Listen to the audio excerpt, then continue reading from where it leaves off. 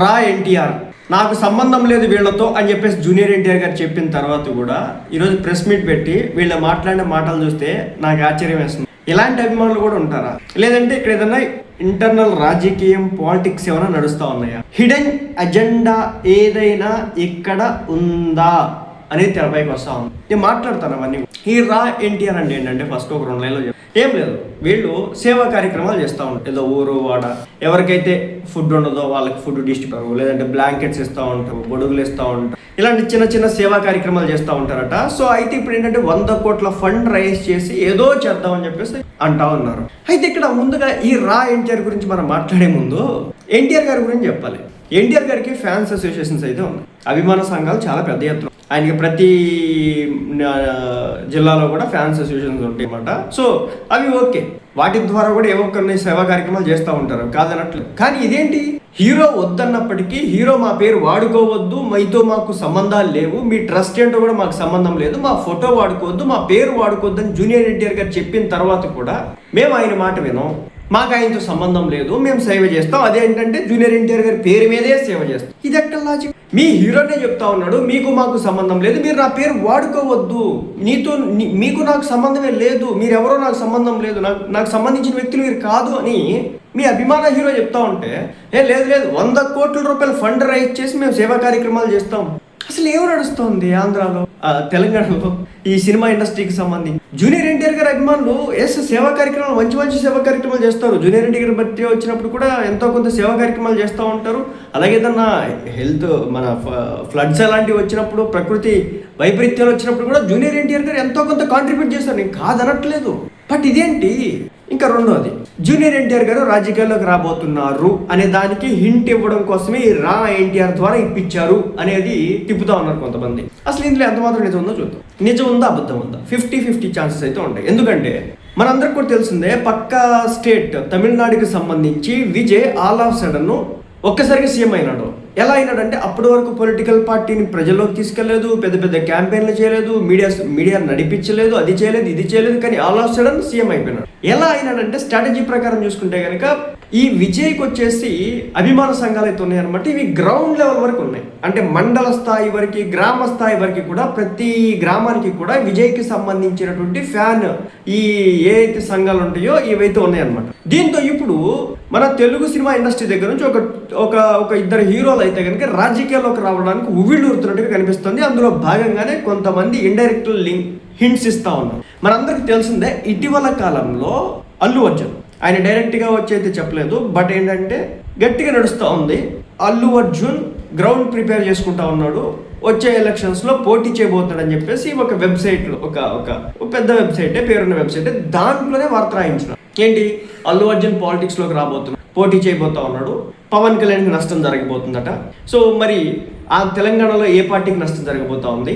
ఆంధ్రాలో అయితే కనుక పవన్ కళ్యాణ్కి మాత్రమే నష్టం జరిగింది. ఎందుకంటే కాపు ఓట్లంతా కూడా అల్లు అర్జున్ వైపు వెళ్ళిపోతారు, పవన్ కళ్యాణ్ని వదిలిపెట్టేస్తారు. ఎందుకంటే పవన్ కళ్యాణ్ గారు చంద్రబాబు నాయుడుతో పొత్తు పెట్టుకున్నాడు కాబట్టి వాళ్ళకి అది ఇష్టం లేదు అని ఒక ప్రొజెక్షన్ ఇచ్చే ప్రయత్నం అయితే చేస్తారు. దీంతో అల్లు అర్జున్ కనుక ఏపీ పాలిటిక్స్లోకి వస్తే కనుక ఇక్కడ సీఎం అయిపోతాడు.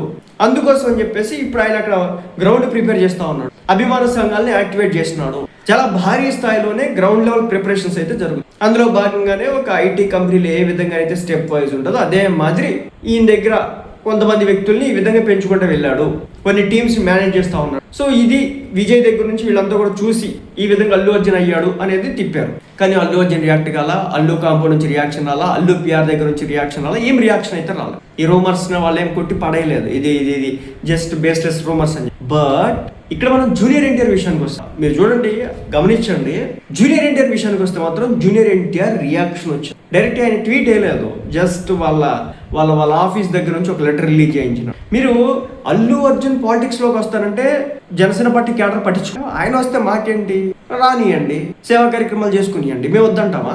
పవన్ కళ్యాణ్ ఏంటనేది అందరికీ తెలుసు, కాపుల కుక్కలకే కాదు అందరికీ తెలుసు, తెలుగు రాష్ట్రంలోనే కాదు దేశంలో కూడా తెలుసు. ఆయన ఏంది, ఆయన కేపబిలిటీ ఏంది, ఆయన క్రేజ్ ఏంది, ఆయన సత్తా ఏంది, ఆయన దమ్ ఏంది అని తెలుసు.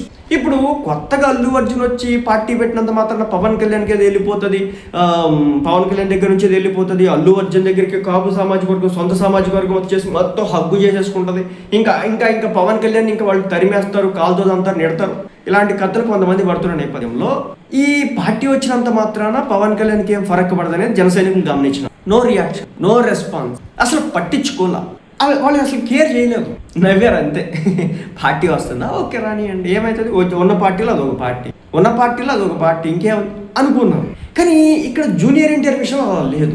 జూనియర్ ఎన్టీఆర్ గారు పార్టీ పెడతారనగానే కొన్ని యూట్యూబ్ ఛానల్స్ దగ్గర నుంచి చాలా స్ట్రాంగ్ కౌంటర్స్ అయితే వచ్చాయి. మరి ముఖ్యంగా ఒక అక్క అయితే కానీ చెలరైపోయింది అనమాట, ఇష్టం వచ్చినట్టు చెలరైపోయింది. మళ్ళీ ఏంటంటే అదే అక్క టీడీపీ విషయంలో కావచ్చు, అలాగే బాలయ్యబాబు విషయంలో కావచ్చు చాలా హ్యాపీగా మాట్లాడుతుంది, అంటే ఆ ఫ్యానిజం అలా ఉంటుంది. కానీ జూనియర్ ఎన్టీఆర్ దగ్గర నుంచి ఇలాంటి రాగానే అక్క స్పెషల్ వీడియోస్ అయితే వేసింది అనమాట. దాంతో అదొక సెన్సేషనల్ అయితే ఏంటంటే జూనియర్ ఎన్టీఆర్ ఈ రా ఎన్టీఆర్ని ఉపయోగించుకొని జస్ట్ ఏదైనా హింట్ ఇచ్చే ప్రయత్నం చేస్తున్నారు. మేబీ అయి ఉండొచ్చు, డైరెక్ట్గా అతను కాకపోయినా అతను చుట్టుపక్కల ఉన్నటువంటి వ్యక్తుల ద్వారా కూడా అయి ఉండదు. కానీ ఈ రోజు వీళ్ళు కొట్టిపడేస్తూ ఉన్నారు, రా ఎన్టీఆర్కి జూనియర్ ఎన్టీఆర్తో ప్రస్తుతానికి దగ్గర సంబంధాలు ఎక్కడ కూడా లేవు, మమ్మల్ని పిలిచి ఆయన మాట్లాడితే చూడాలని చెప్పేసి అనుకుంటున్నాం అని. కానీ జూనియర్ ఎన్టీఆర్ గారికి రాజకీయాల్లోకి రావాలన్న కోరిక ఉంది. అందులో భాగంగానే 2009 అంతకుముందు ఎలక్షన్స్లో ఆయన క్యాంపెయిన్స్ కూడా చేశాడు. అతి చిన్న వయసులో, దాదాపు 20-25 ఇన్ బిట్వీన్ ఏజ్లో ఆయన క్యాంపెయిన్స్ కూడా చేసినాడు, పొలిటికల్ క్యాంపెయిన్స్ చేసినాడు, రోడ్ల మీదకి వచ్చినాడు, అప్పుడున్నటువంటి పొలిటికల్ లీడర్స్ మీద దుమ్మెత్తి పోసినాడు, చాలా స్ట్రాంగ్ కౌంటర్స్ వేసినాడు. సో చాలా గట్టిగానే పోరాటం చేసినాడు, అంటే మాటల ద్వారా ఆ రోజుల్లో. కానీ ఆల్ ఆఫ్ సడన్ పార్టీ నుంచి దూరంగా వెళ్ళిపోయినాడు, రాజకీయాలకు గుడ్ బై చెప్పినాడు, ఆ తర్వాత తన సినిమాలు అయితే తను చేసుకున్నాడు. కానీ ఇప్పుడు జూనియర్ ఎన్టీఆర్ ఏజ్ 40+44.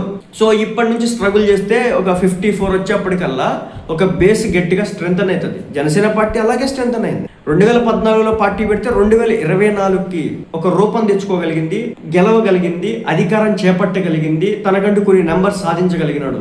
5 సంవత్సరాల పాటు స్ట్రగుల్, 10 సంవత్సరాల పాటు స్ట్రగుల్, బట్ పడ్డాడు, ఎదిగినాడు, లేచినాడు. సేమ్ ఇప్పుడు జూనియర్ ఎన్టీఆర్ స్ట్రాటజీ అదే, అల్లు అర్జున్ స్ట్రాటజీ కూడా అలాగే కనిపిస్తూ ఉంది. వీళ్ళు గ్రౌండ్ ప్రిపరేషన్ చేసుకునే దానిలో భాగంగా హింట్స్ ఏమైనా ఇచ్చినారా, మేము రాజకీయాల్లోకి వస్తే ఉన్నటువంటి ఎగ్జిస్టింగ్ పార్టీస్ దగ్గర నుంచి అలాంటి రియాక్షన్స్ వస్తాయి అని చెప్పేసి బహుశా గమనించినట్టున్నారు.